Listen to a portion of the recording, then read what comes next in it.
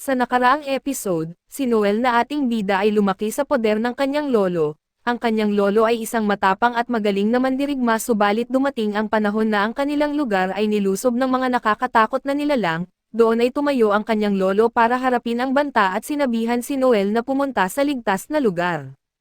Sa kalaunan ay hindi kinaya ng kanyang lolo ang kalaban, dala na rin sa dami nito. Bago pa ito namatay ay pinayuhan niya si Noel sa kung ano ang magiging resulta kung susundan niya ang landas ng pagiging Seekers, kaso lakas loob na tinanggap ni Noel ang magiging kapalaran niya, makamit lang niya ang pagiging pinakamalakas na Seekers. At sa pagpapatuloy, makalipas ang ilang sandali ay nagsimulang maghanap si Noel ng bagong grupo na sana ay hindi na niya dapat na kailangan. Si Wolf ay nagmumungkahi na sumali si Noel sa kanyang grupo dahil ayon kay Wolf ay hindi kayang lumaban ng mag-isa ang mga tagapagsalita. Ang tawag sa grupo ni Wolf ay Lightning Bite at may potensyal sila bilang isang C-rank na baguhan na grupo. Pinagsabihan ni Lace sa si Wolf na huwag niyang i-estorbo si Noel dahil siguradong tatanggihan lang siya, at katulad ng ginawa ng mga babae sa buhay ni Wolf. Laking gulat ng lahat nang pumayag si Noel na sumali, kaso may isang kondisyon siya. Natuwa si Wolf at sinabing mahusay siyang recruiter, subalit para sa kasamaang palad ni Wolf ay papayag lang si Noel kung siya ang magiging leader ng grupo. Wala namang problema sa grupo ni Wolf dahil inamin nilang mas matalino talaga si Noel kaysa kay Wolf. Kahit bahagyang sumang-ayon si Wolf ay ayaw niyang isuko ang kontrol ng grupong siya ang nagtatag. Biglang nagulat ang lahat nang may isang babae na palihim na lumapit sa kanila at siya si Elma. Nakita niya ang anunsyo ni Noel tungkol sa paghahanap ng bagong miyembro ng grupo.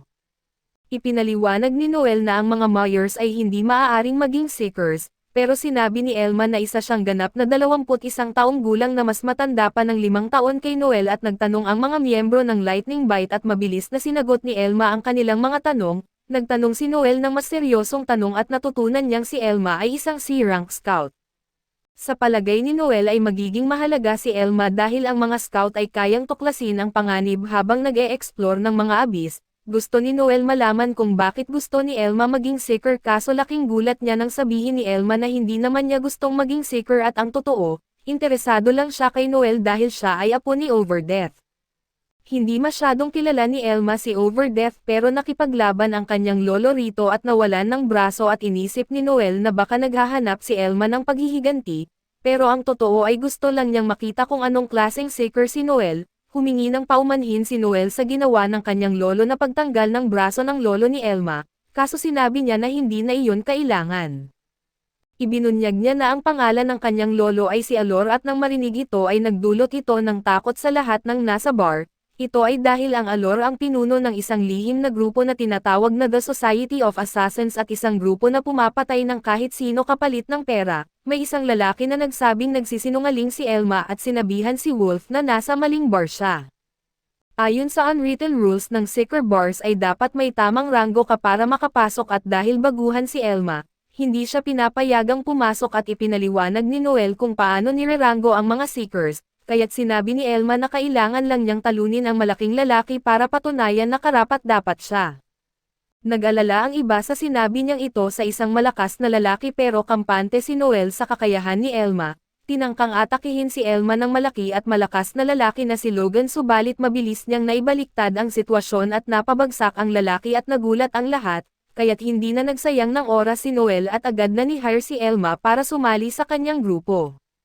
Nagutom si Elma kaya binigyan siya ni Noel ng pritong tinapay, at natuwa siyang mapatunayan na tunay ngang apo ni Alor si Elma. May mga pagdududa si Noel dahil sinasabi ni Elma na kamag-anak siya ng isang kilalang assassin, pero napatunayan naman niya ang kanyang sarili, at sa kabilang banda, hindi nag-alinlangan si Elma na si Noel nga ay apo ni Overdeath dahil kitang-kita sa mga mata ni Noel na gagawin niya ang lahat para manalo. Katatapos lang mamatay ni Alor kamakailan, at palaging sinasabi nito kay Elma na huwag siyang lalaban kay Overdeath. Nag-training si Elma sa mga bundok para maging assassin, at bagamat hindi pa siya umaabot sa B-rank, sinabi niyang pasok na siya sa mga kondisyon at sinubukan niyang sumali sa Society of Assassins, pero may nangyaring hindi maganda. Binabalikan ni Elma ang eksena kung saan dismayado siya nang makitang mahina ang kanyang kalaban sa exam. Nainsulto ang lalaki at determinado siyang ipakita kay Elma kung ano ang kayang gawin ng isang tunay na assassin, kaso wala siyang laban kay Elma na tila nilalaro lamang siya, kaya't humingi siya ng tawad at nagmakaawa na itigil na ang exam. Idineklara ni Elma na laging sinasabi ni Alor na sa Society of Assassins at ang mga mahina ay iniaalay bilang alay sa Diyos ng ilalim ng mundo. Sinubukan ng lalaki na sabihin kay Elma na luma na ang ganoong paniniwala at iba na ang pamamalakad ng lipunan ngayon, ngunit hindi ito pinansin ni Elma at walang awang tinangkang patayin ang lalaki. Pinigilan siya ng bagong pinuno ng lipunan na si Sion at hindi na tinanggap si Elma sa grupo. Pinapaalam sa kanya na tanggap nila ang kanyang kakayahan pero hindi siya angkop sa bagong direksyon ng lipunan. Hindi na raw sila nangangailangan ng mga asasin na gumagamit ng lumang estilo at dahil plano nilang makipag-ugnayan sa korona. Nagulat si Noel dahil ibig sabihin nito'y magiging lehitimong organisasyon na sila at higit na tututok sa pagiging spy kaysa pagpatay ng mga tao batay sa kontrata. Naalala ni Elma na dapat ay sekreto iyon kaya't inisip ni Noel kung magpapadala ng mga asasin ang society upang patahimikin siya.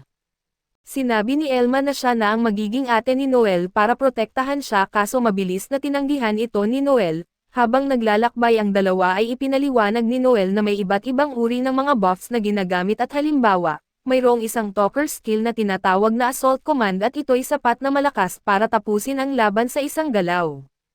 Ngunit delikado itong gamitin kung mali ang timing at dahil dito ay kailangang alam ng mga buffers ang lahat ng nangyayari sa labanan upang makontrol ang daloy nito. Hindi kayang i-buff ng buffers ang kanilang sarili at hindi talaga sila dapat nakikipaglaban. Alam ni Elma na kakaiba si Noel at sumang-ayon siya na iyon ang tanging dahilan kung bakit siya nakaligtas sa kabila ng mga pagsubok. Narating ng dalawa ang kanilang destinasyon at sinabi ni Noel kay Elma na gusto niyang subukan siya, sa pamamagitan ng paghuli ng isang killer bunny matapos niyang i-buff si Elma. Sabi ni Elma na hindi niya kailangan ang buff ni Noel kaso hindi iyon ang pakay niya at karaniwan kasing iniisip na mas napapadali ng buffs ang lahat, ngunit hindi ganoon kadali ang paggamit ng buff skills at bilang halimbawa, ipinunto ni Noel kung paano ang mga scouts ay may skill na tinatawag na Excel na nagpapabilis ng kanilang kilos ng doble at maaaring i-stack ng hanggang 5 beses. Kinailangan ni Elma na pagsanayan ang skill na ito ng husto at dahil kung hindi ay maaari siyang masaktan ng malala. Ipinaliwanag ni Noel na ganito rin sa buffs para magamit ng maayos ang mga ito, kailangan munang magsanay ng tao upang makibagay.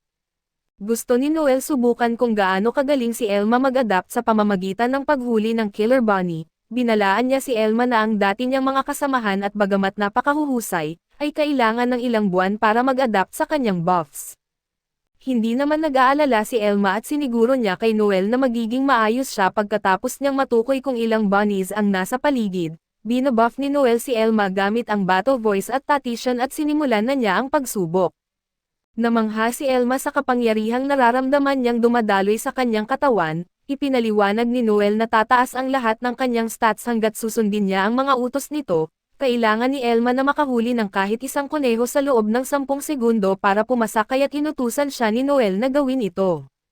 Agad na ginamit ni Elma ang Excel skill niya ng 5 beses at sa isang iglap, nakahuli siya ng kuneho at namangha siya sa gaan ng pakiramdam niya at hindi makapaniwala sa lakas na nagawa ng talker buff ni Noel at di pa umaabot ng 8 segundo pero bumalik na si Elma dala ang lahat ng kuneho sa paligid. Hindi makapaniwala si Noel na nahuli ni Elma ang lahat ng kuneho kahit ito ang unang beses niyang gumamit ng buff ni Noel. Naiinggit si Noel sa likas na talento ni Elma at napagpasyahan niyang hindi na ito kailangang magsanay. Handa na sila para sa kanilang unang trabaho at excited si Elma na mag-explore ng abyss dahil hindi pa siya nakapunta doon. Sinabi ni Noel na tumanggap na siya ng trabaho mula sa isang baryo na may problema sa mga magnanakaw. Dito idineklara ni Noel na ang unang trabaho ng bagong Blue Beyond ay ang panghuhuli ng mga bandido. Pagkalipas ng ilang sandali ay nasiyahan si Elma sa kanyang unang sakay sa karwahe at sinabi ni Noel na mahaba pa ang kanilang biyahe, kaya't ipaliwanag niya ang tungkol sa trabaho ng mga seekers. Iba't ibang uri ng trabaho ang kinukuha ng mga seekers at mayroong crime hunts para hulihin ang mga kriminal, monster hunts para hulihin ang mga halimaw at treasure hunts para maghanap ng mahahalagang bagay. Gagawin nila ang trabaho para sa mga mahihirap na taga-baryo kaya't hindi umaasa si Noel ng malaking gantimpala. Ang layunin nito ay masusubukan ang kakayahan ni Elma at sabik siya na patunayan ang kanyang sarili at naalala ni Noel ang mga magagandang alaala ng nakaraan. Nang maabot nila ang kalahating punto ng biyahe ay nagkaroon ng pananakit si Elma dahil sa mahabang oras ng pagkakaupo, kaya kinamuhian na niya ang mga karwahe. Sa kasamaang palad, puno ang karamihan ng mga inn kaya't natagalan bago sila nakahanap ng lugar na matuluyan at walang malisya. Iminungkahi ni Elma na pwede silang mag-share ng kama pero hindi iyon naisip ni Noel na magandang ideya. Pagkatapos ng kanyang shower ay namangha si Elma sa kakisigan ni Noel. Inihambing niya ito sa isang hindi pa nasasanay na mabangis na hayop pero iniisip niyang sayang lang dahil kahit gaano pa kasipag mag-ensayo si Noel, hindi niya maaabot ang mga may likas na talento. Kung isa lang sanang mandirigma si Noel tulad ng kanyang lolo na si Overdeath ay maaari siyang maging pinakamalakas na seeker. Inutusan siya ni Noel na ipikit ang mga mata at binigyan siya ng isang hampas sa ulo dahil sa mga hindi kailangang komento. Pinadala niya si Elma sa banyo para maghugas at habang si Noel naman ay matutulog.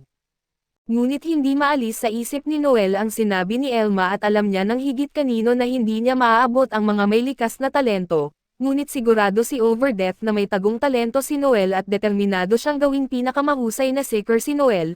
Pinanghahawakan ni Noel ang mga salitang iyon at nais niyang sana ay nariyan pa ang kanyang lolo.